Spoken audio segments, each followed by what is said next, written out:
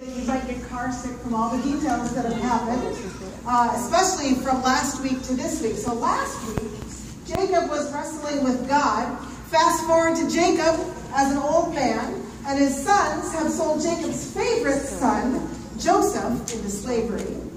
Now, you'd think Joseph was a goner, being sold into slavery and everything, but instead he rises to power alongside the Pharaoh in Egypt. Then a drought drives the rest of Joseph's family to seek refuge in Egypt, where they are then foreigners. So fast forward again to several generations later, when Joseph's favor and influence is not even a memory. They don't remember this great Israelite who led in their country. There's no longer remembered, and because the Israelites are foreigners in Egypt with no connections to anyone who matters, right? The new Pharaoh is afraid and instead makes them his slaves, forcing them to build storage containers for the profit of the Pharaoh. Did you get all that? All right. So, the first part of our story today tells of these deteriorating conditions for the Israelites of Egypt, and then skips ahead to tell the story, the call story of Moses to free the Israelites from Egypt. And what follows then is the attempt of the Pharaoh to control the immigrants through violence. And he is ultimately, spoiler alert, defeated, not by Moses, but by God's work through Moses. Okay, catch your breath, right? This is the story of the Exodus. God's freeing of the imprisoned, oppressed, abused people, and is one of the biggest stories in all of Scripture.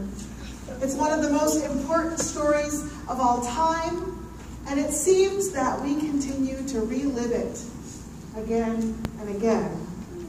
Now, compared to this story that we're just scratching the surface of today, we are not oppressed people.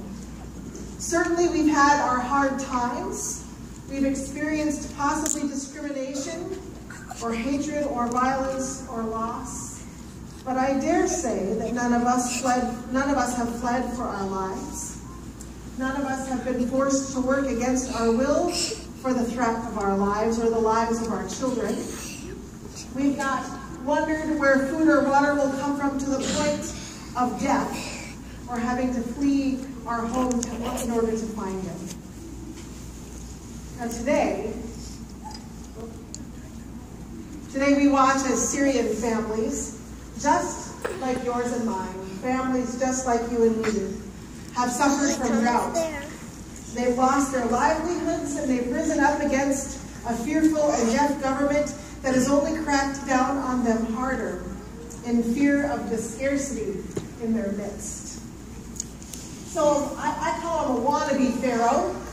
Trump said earlier this week, he said, I hear we want to take in 200,000 Syrians, and they could be, listen, he says, they could be ISIS. I'm putting the people on notice that are coming here from Syria as part of this mass migration that if I win, they're going back. Now the U.S. has pledged to take in 10,000 refugees. Remember, people fleeing from war and starvation. So these Syrians have been facing this crisis that has seen 500,000 people cross the Mediterranean into Europe this year, with the largest number being from Syria, where 250,000 people have been killed in a civil war. The U.S. has allowed a mere 1,500 Syrians to resettle since the start of the conflict 4 years ago. 1,500. We are seeing an exodus. This isn't an old picture of a Bible scene. This is, this year, a picture from this year. This is a story unfolding on our watch. People crashing through the waters like the epic story of old.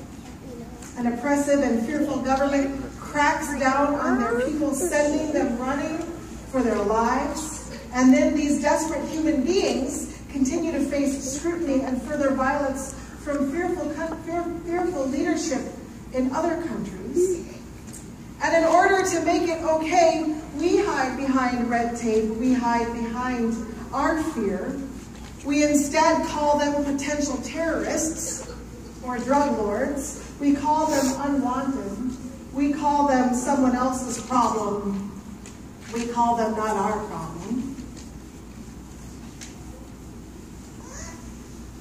Okay, it's really hard to see. It's Moses in the burning bush. Yeah.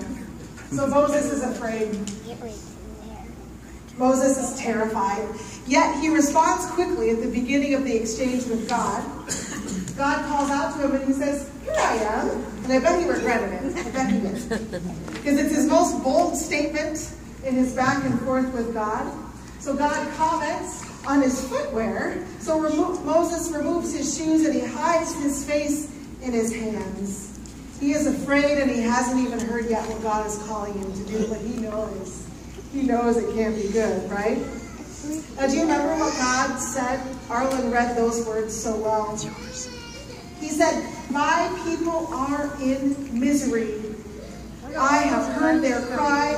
I'm going to free them from their oppressors, from that awful Syrian government, and I'm going to bring them to a good and broad land, from sea to shining sea, to a land flowing with milk and honey and water and food and opportunity, to the country of the Germans and the Italians and the Iraqis and the Saudi Arabians and the Turks, and even to the Americans."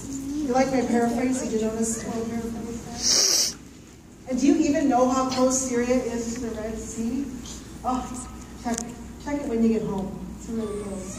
So Moses says, after God has given this eloquent speech on the oppressed people and the dreams God has of where they're going to go, right, to a land of milk and honey, Moses says, "Yeah, but who am I?" And God, instead of giving Moses a pep talk, like a self-esteem boosting pep talk, Moses